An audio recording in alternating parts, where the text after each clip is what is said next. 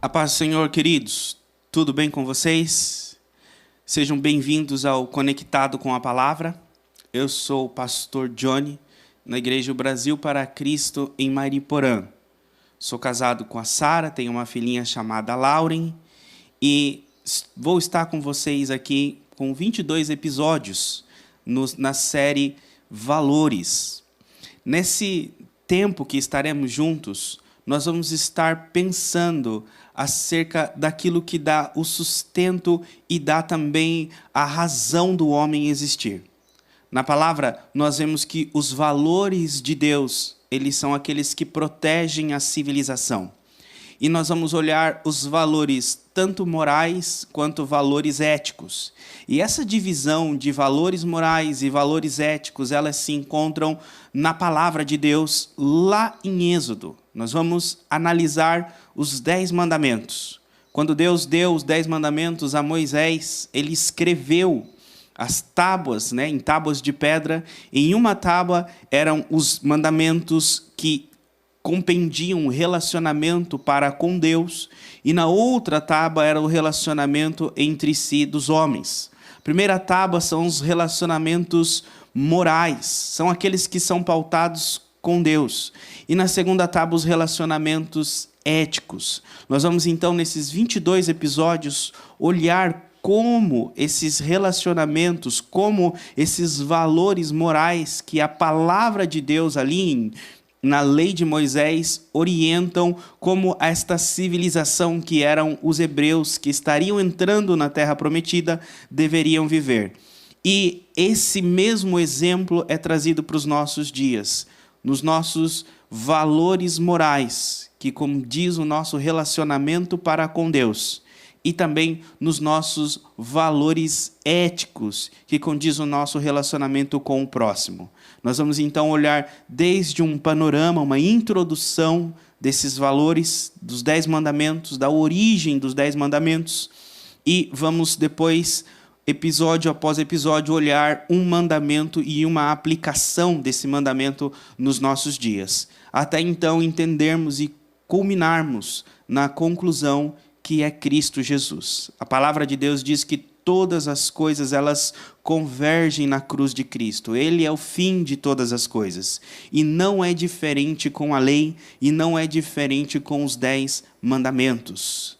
Então, esse tempo que estaremos juntos, esta série do Conectados com a Palavra, eu convido vocês a pegar a Bíblia de vocês, um caderno, uma caneta, convida a sua família e aqueles que podem estar com você para analisarmos juntos os 10 mandamentos. Aqueles mandamentos que o povo de Israel recebeu na base do Sinai, quando o monte tremia e o povo ouvia a voz de Deus falando com Moisés. Deus deu as diretrizes para aquele povo que ia entrar na terra prometida. Assim como este povo, cada um de nós estamos rumo à terra prometida. E devemos também pautar as nossas vidas, os nossos comportamentos nos valores divinos. Não nos nossos valores, não nas nossas práticas, mas nos valores de Deus. Convido vocês, então, a colocar em prática aquilo que vocês irão aprender aqui no dia a dia, para que a nossa sociedade ela haja uma transformação. Sejamos sal, sejamos luz, através dos valores da palavra. Vamos juntos ao Conectados com a Palavra.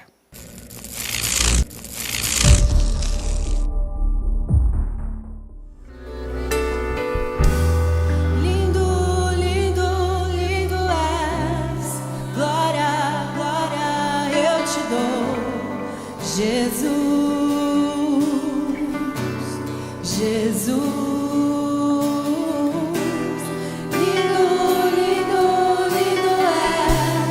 Glória, glória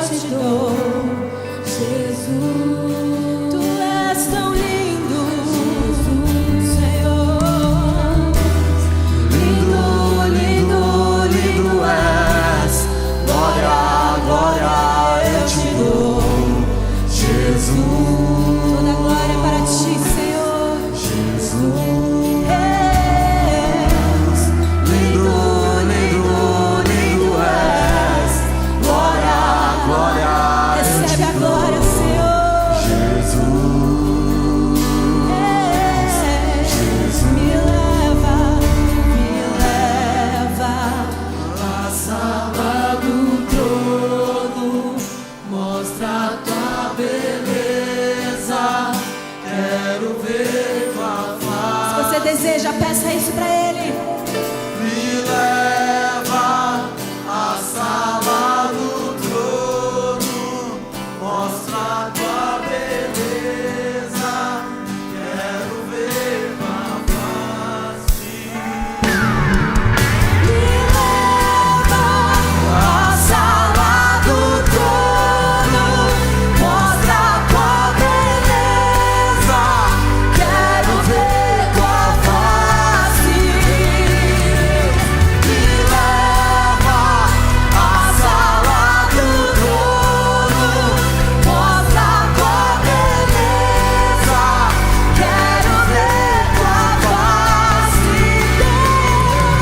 Me leva à sala do trono, mostra a tua beleza, quero ver tua face. Me leva à sala do trono, mostra a tua beleza, quero te ver. Só quero ver Jesus. Só quero ver Jesus. Só quero ver Jesus. Só quero ver Jesus. Só quero ver Jesus. Só quero ver Jesus. O que é que os anjos veem que os fazem se prostrar? O que é que os anjos veem que os fazem cantar santo? O que é que os anjos veem que os fazem se prostrar? O que é que os anjos Eles veem tanta glória, tanta majestade no nosso Senhor. O que é que os anjos veem que os fazem se prostrar? O que é que os anjos veem?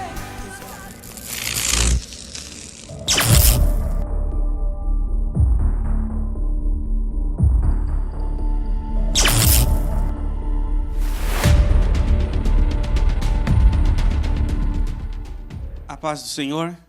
Chegamos ao quarto episódio da nossa série sobre o tema Os 10 Mandamentos. Hoje nós vamos olhar o segundo mandamento. O segundo mandamento traz a ideia da definição dos valores. Vimos que a primeira tábua, a tábua dos 10 mandamentos, de um lado são os 4 primeiros mandamentos, onde trazem os valores morais, que definem o nosso relacionamento para com Deus, e a outra tábua são os outros 6 mandamentos que trazem os valores éticos, que definem o nosso relacionamento para com o nosso próximo. O primeiro mandamento nós vimos que é a exclusividade de Deus, falando de que há um único Deus, ou seja, o valor moral que irá nortear, que irá dar sustento para todos os outros valores é o reconhecimento que há somente um Deus. Esse Deus, ele é exclusivo, ele é único e não há outros deuses. Então, a primeira base, a primeira sustentação para uma civilização é o reconhecimento de Deus, o reconhecimento de um Deus criador, do único Deus. Agora, não basta somente reconhecer que há um só Deus. Para que possamos viver, conviver de forma correta e boa, não basta apenas reconhecer que há um único Deus. Porque muitos reconhecem, olha, eu acredito em Deus, eu acredito que há só um Deus, mas não consegue definir quem é esse Deus. Então acreditam em um único Deus, mas definem esse Deus de forma errada, servem esse Deus de forma errada. E é o que nós vamos ver hoje no segundo mandamento. Segundo mandamento nós vamos ver em Êxodo capítulo 20. Todas essas mensagens aqui do tema dos 10 mandamentos vamos estar em Êxodo 20. Então hoje é Êxodo 20, do versículo 4 ao versículo 6. Diz assim: não farás para ti nenhum ídolo, nenhuma imagem, qualquer coisa no céu, na terra ou nas águas, debaixo da terra. Não te prostrarás diante deles e nem lhes prestará culto, porque eu, o Senhor, o teu Deus, sou o Deus zeloso, que castigo os filhos pelos pecados de seus pais até a 3ª e 4ª geração daqueles que me desprezam. Mas trato com bondade até 1000 gerações aos que me amam e obedecem aos meus mandamentos. Esse versículo, esses 3 versículos aí, eles trazem o segundo mandamento. O segundo mandamento é: não farás imagens. Qual é a questão das imagens, né? Para como entender a questão das imagens, como entender a questão da idolatria no Antigo Testamento e como contextualizar essa questão nos nossos dias. As imagens, elas representavam um Deus. Elas não só representavam como uma imagem, mas aqueles que carregavam a imagem acreditavam que a imagem era o próprio Deus. Então, quando o povo de Israel, eles entrassem em contato com outros povos, outras tribos, na terra de Canaã, os outros povos lá teriam muitas imagens, teriam muitos deuses. E as imagens representavam o Deus desses povos. E Deus estava dizendo para o povo de Israel: olha, com vocês não será assim. Vocês não terão nenhuma imagem, não fabricarão nenhuma imagem. Vocês não irão me adorar através de nenhuma representação. Por quê? Porque qualquer representação feita pelo povo de Israel, ela diminuía quem era Deus. Então, enquanto o primeiro mandamento ele vai definir, né, qual é o Deus, que há um só Deus, que é o Deus certo, diferenciar o Deus certo do Deus errado, o segundo mandamento, então, ele vai diferenciar a adoração certa da adoração errada. Não adianta conhecer o Deus verdadeiro e adorar o Deus verdadeiro de forma errada. Então, o que importa é você conhecer o Deus verdadeiro e adorar ao Deus verdadeiro de forma verdadeira. E as imagens, elas expressam uma forma errada de adoração. Porque a imagem, ela é uma fabricação humana da pessoa de Deus. Ela é uma fabricação humana de como Deus é e de como Deus quer ser adorado. Então, quando criamos imagens, nós quebramos aí esse segundo mandamento. Mas é interessante que o conceito, né, de imagem, nós vemos lá no Antigo Testamento, que ele é quebrado logo após quando Deus faz as tábuas da aliança, escreve os 10 mandamentos, o povo já adora um bezerro de ouro. Nós conhecemos a história onde Moisés está ali com Josué no monte e Arão está com o povo lá no Monte Sinai. E lá embaixo no Monte Sinai o povo chega para Arão e diz: olha, nós estamos aqui, esse Moisés sumiu, faça para nós deuses que nos guiem. Então o povo estava se sentindo perdido, desorientado, como que sem ouvir nada de Deus, e aí nesse momento pede para que Arão faça resolver o problema deles, cria ali um Deus, e Arão pede para eles os pingentes de ouro, tudo aquilo que eles tinham, e ele funde, né, de ouro um bezerro, e ele diz: olha, esse é o Deus que tirou vocês do Egito. Então ele cria a imagem do bezerro e coloca na imagem do bezerro a pessoa de Deus. E essa é a expressão da quebra do segundo mandamento. O segundo mandamento de fazer imagens. Agora, como essa questão das imagens, ela reflete o nosso dia a dia? Como essa questão das imagens reflete a nossa vida como sociedade? É interessante entendermos, né, essa questão das imagens, que quando um povo ele ele, vamos dizer assim, redefine, reorienta, fabrica novamente a sua forma de adorar a Deus, ele acaba se perdendo na forma de viver. O exemplo disso está em Atos capítulo 17. Atos 17 conta a história que o apóstolo Paulo, ele sai da cidade de Éfeso e ele chega na cidade de Atena. Quando ele chega em Atena, ele se depara com os ídolos que havia na cidade de Atena. Atena estava repleta de ídolos e Atena era conhecida por uma cidade de pensadores, uma cidade de filósofos, uma cidade de pessoas entendidas.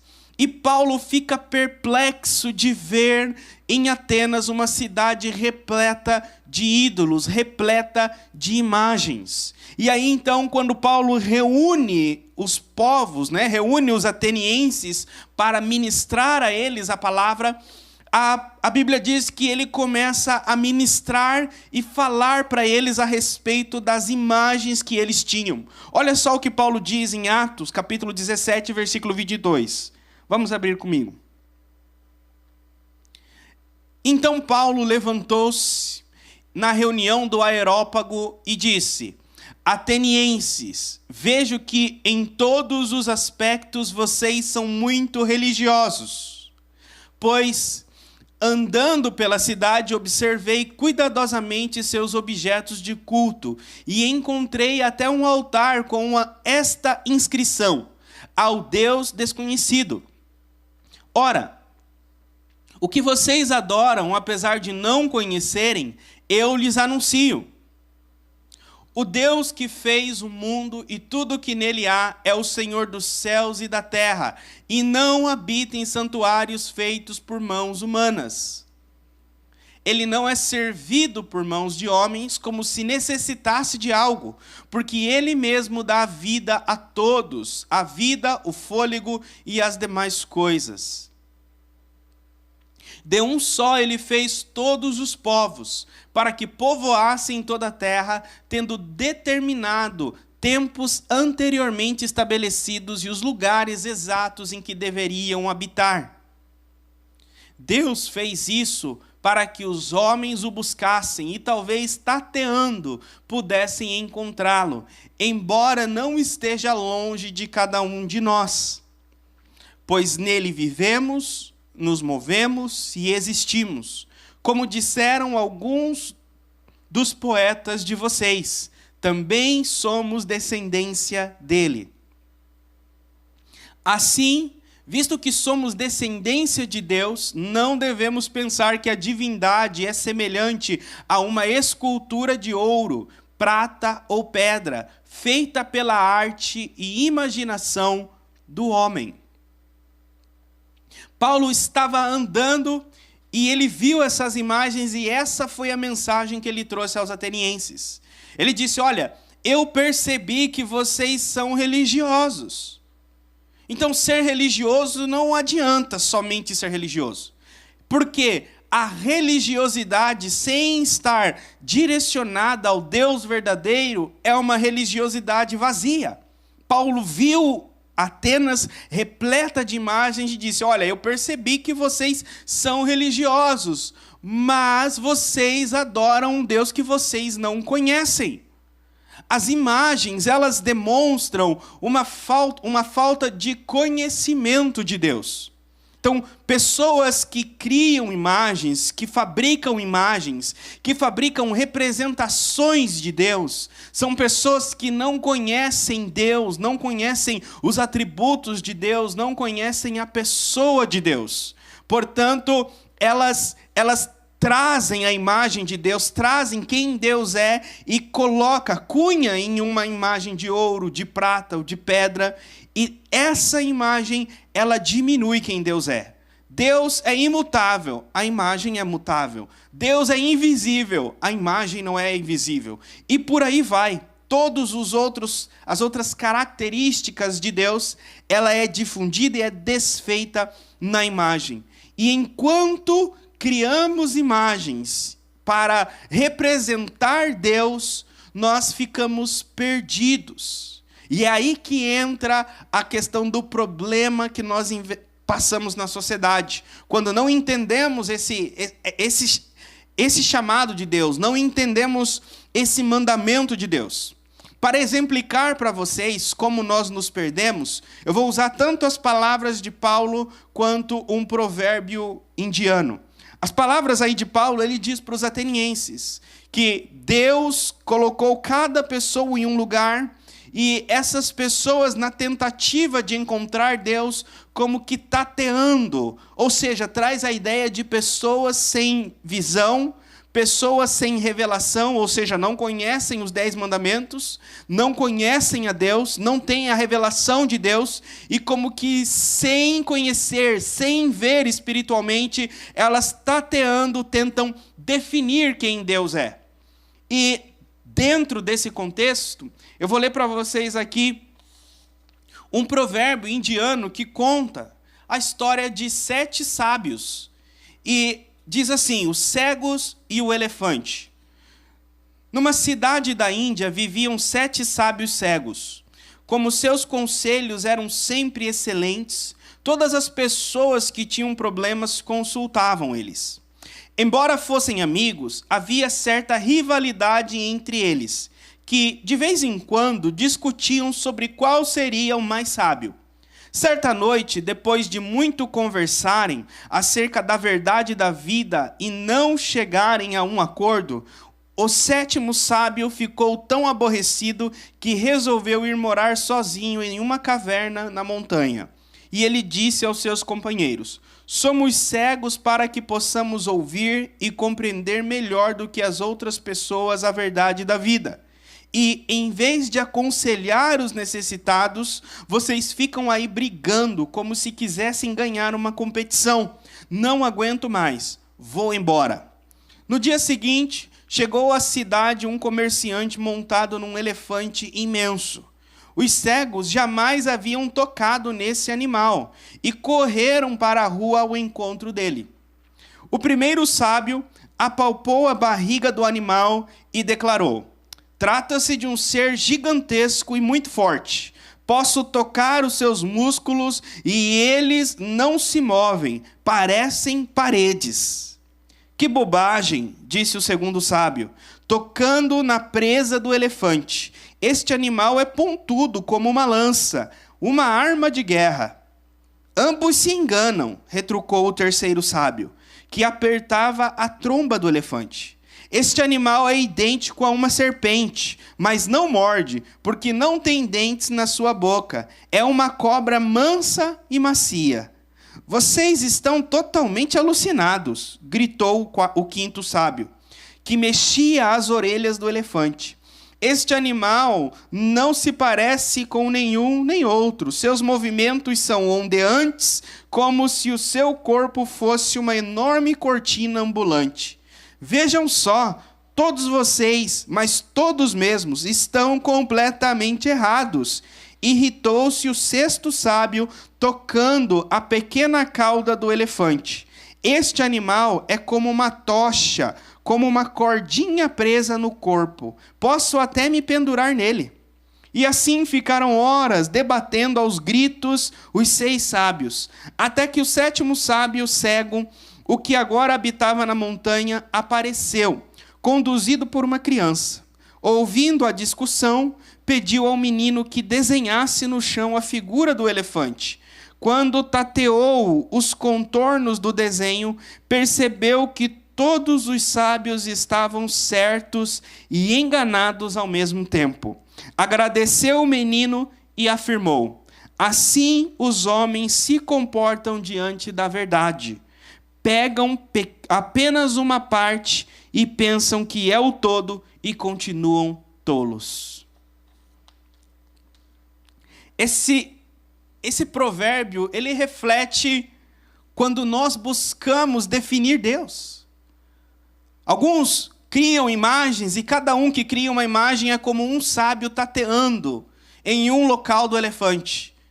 Então, uns criam imagens em um continente, outros criam imagem em outro continente, e outros criam imagem em outro continente, e todos acreditam que estão seguindo a Deus e fazendo a vontade de Deus, mas, na verdade, todos estão tolos. Ao mesmo tempo buscando serem sábios, buscando a verdade e acreditando que estão servindo ao Deus verdadeiro, estão sendo tolos. Já ouviram as pessoas dizem que todos os caminhos levam a Deus.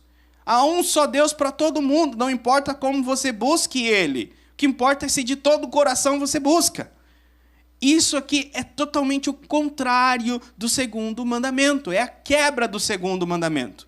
Enquanto o homem criar para si imagens, criar para si aquilo que ele acredita ser Deus, aquilo que ele acredita ser a forma que Deus quer ser adorado, ele vai, na verdade, colocar na imagem, não aquilo que Deus mostra e revela de si mesmo, mas a forma que ele gostaria que Deus fosse. Então, quando o homem cria a imagem, ele não faz uma perfeição da revelação de Deus, mas ele cria uma imagem do Deus da cabeça dele. Então, nós tendemos a criar imagens de um Deus que gostaríamos. Então, criamos uma imagem de um Deus tolerante quando não é tolerante. Criamos uma imagem onde um Deus só é amor, mas esquecemos da ira e da justiça de Deus. Criamos imagens somente que nos convém a respeito de Deus. Mas a imagem verdadeira de Deus, que é a sua revelação, nós tendemos a esquecer. Notem que Deus está um mandamento após o outro, colocando um pilar da forma que nós devemos conhecer Deus, conhecer os seus valores e vamos dizer assim, nos relacionar uns com os outros. Então, o primeiro mandamento, Deus se preocupou em que o homem entendesse que ele é exclusivo, só há um Deus. Então, devemos conhecer o Deus certo e não buscar um Deus errado. Agora, conhecer o Deus certo não é tudo. Partindo então que conhecemos o Deus certo e sabemos que há um só Deus, nós devemos adorar esse Deus da forma certa. Adorar esse Deus da forma que Ele exige, da forma que Ele revela, da forma que Ele orienta, e não da forma que nós recebemos dos nossos pais, não da forma que é ensinado na nossa tradição, não da forma que é revelado na nossa cultura, mas da forma que é mostrado na palavra. Olha só. A verdadeira adoração, ela é definida por Deus e não se amolda aos nossos padrões. Aí você deve perguntar, tá bom, eu sei, eu acredito então que há um Deus verdadeiro e eu tenho que adorar esse Deus único da forma que Ele revela, aos padrões dEle. Agora, se isso não acontece, se nós criamos imagens e tendemos a redefinir o nosso relacionamento com Deus, o que acontece?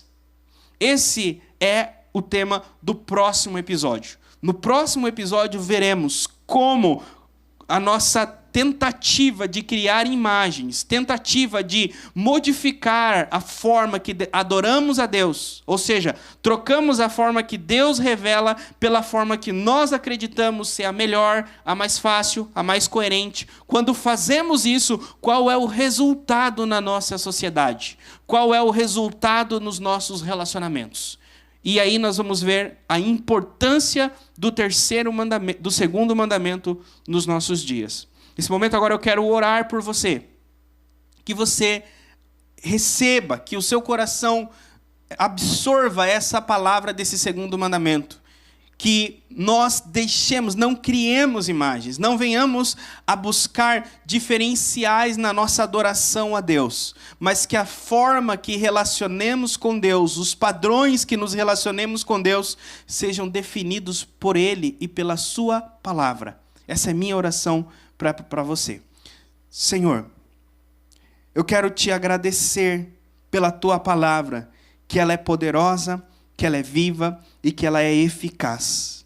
Senhor, se não for a tua palavra, se não for a tua revelação, nós estávamos perdidos, Senhor.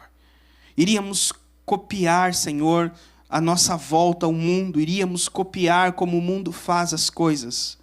Mas, graças a Deus pela tua palavra que orienta o teu povo e nos ensina, Senhor, a nos dar um padrão de serviço e de adoração. A minha oração é que aqueles que estão assistindo, aqueles que ouviram essa ministração, Senhor, entendam, olhem o dia a dia, a forma que eles te buscam, a forma que eles se relacionam contigo, Senhor. E se esta forma ela está definida nas Escrituras, ou se é a forma que eles acreditam ser a mais fácil, ou se é a forma que eles dizem, olha, foi assim que eu aprendi com o meu pastor, foi assim que eu aprendi com o meu pai, com a minha mãe, mas nunca foram na Bíblia para ver se está lá na Bíblia a forma que eles aprenderam.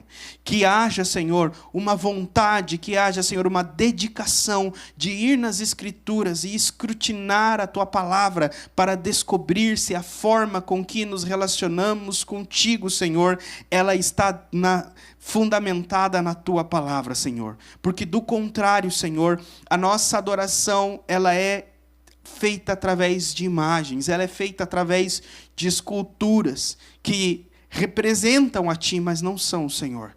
Diremos, olha, aqui está a minha obra, aqui está o meu serviço, aqui está a minha adoração, e ela é para Deus. Mas na verdade é para um Deus que nós criamos na nossa mente, é para um Deus que formamos no nosso coração, e não é para o Senhor.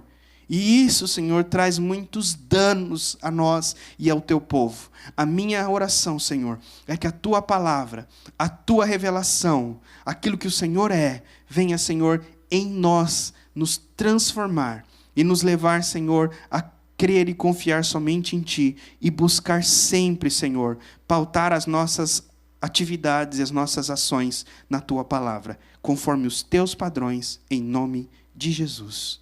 Amém.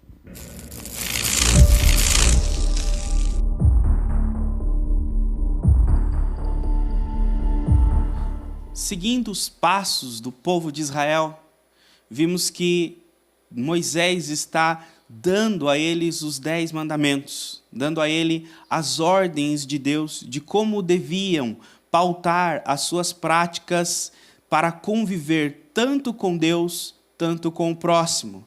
Eles não só conviveriam em uma comunidade entre as tribos, mas o próprio Deus habitaria no meio deles e era necessário aprender a conviver com a presença de Deus.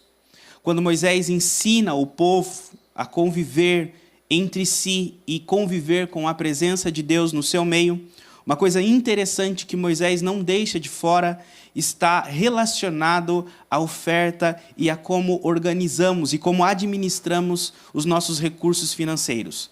Em Êxodo, no capítulo 35, no versículo 20, diz assim: Então toda a comunidade de Israel saiu da presença de Moisés, e todos que estavam dispostos, cujo coração os impeliu a isso, trouxeram uma oferta ao Senhor para a obra da tenda do encontro, para todos os seus serviços e para as vestes sagradas.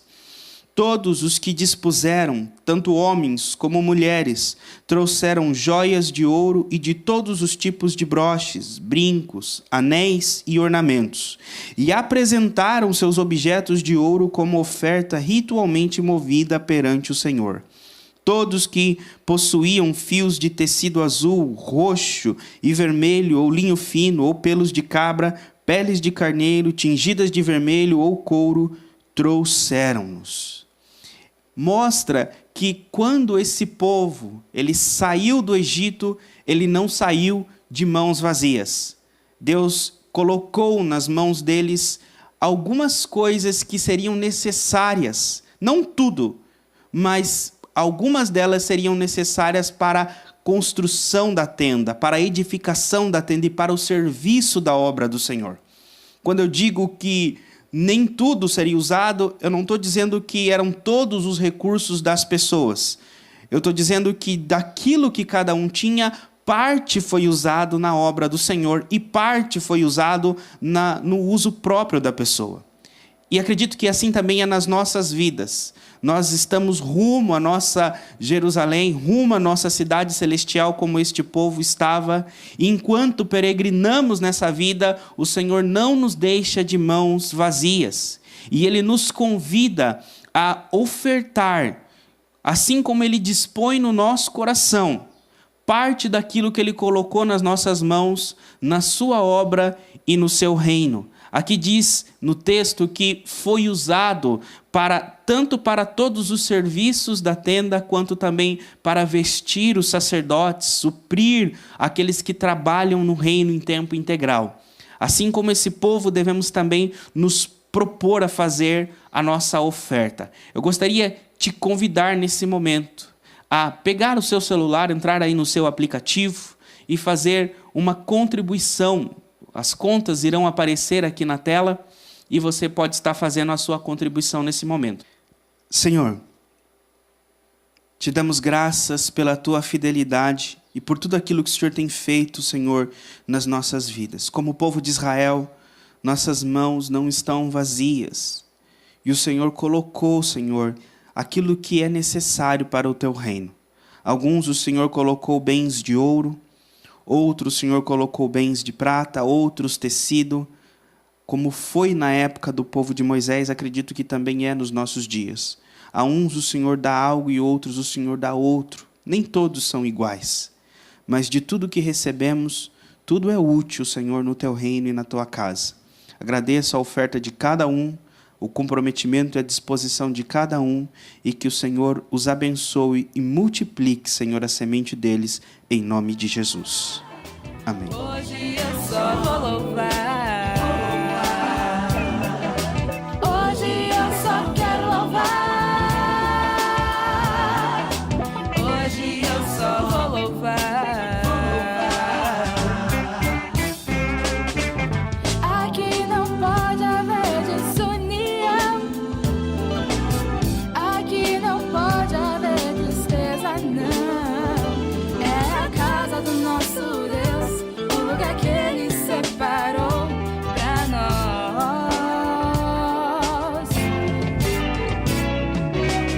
Se por acaso você estiver desanimado, pensando em parar, olha ao seu lado, o Senhor quer te cobrir com seu amor. Aproveite, porque hoje é sua chance de louvor. Hoje eu só quero louvar. Hoje eu só vou louvar. Hoje eu só quero louvar. Hoje eu só vou louvar.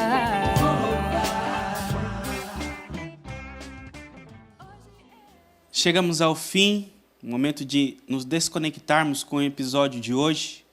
Gostaria de agradecer a sua presença, a sua audiência.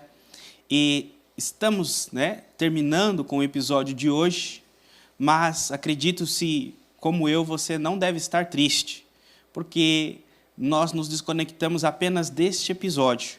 Mas espero você para os próximos episódios que serão transmitidos aqui no canal do Conectados com a Palavra. Aproveita esse momento para te pedir, não vá embora ainda, tá? Deixe um seu comentário aqui no nosso canal, se inscreva no canal, ative também o sininho para que você seja notificado das próximas postagens e espero que essa palavra tenha entrado no seu coração, abençoado a sua vida e gerado um pouco de curiosidade, gerado um pouco de vontade de quero mais, para que nos próximos episódios eu possa também contar com a sua presença de estar se conectando com a palavra. Nunca esqueça que, ainda que nos desconectamos com um episódio, nos conectamos com outro episódio, com Deus nós permanecemos conectados para sempre. É o que espero para você, em nome de Jesus.